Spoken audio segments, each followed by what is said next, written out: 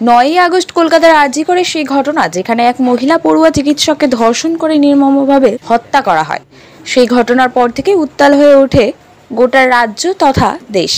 এবার আগামী 9ই সেপ্টেম্বর ভোর 4:10 যে সময় সেই ঘটনা ঘটেছিল, সেই সময় শিলিগুড়ির ভেনাস মোড়ে এবার আগামী 9ই সেপ্টেম্বর ভোর 4:10 যে সময় সেই ঘটনা ঘটেছিল, সেই সময় শিলিগুড়ির ভেনাস মোড়ে মঙ্গল প্রার্থনা এবং শপথ বাক্য পাঠ করবেন মহিলারা। এদিন নাগরিক সাজের সংগঠনের সদস্যরা জানান, 9 তারিখ আরজিকর ঘটনার 1 মাস পূর্ণ হবে, তবে এখনো দোষীরা অধরা।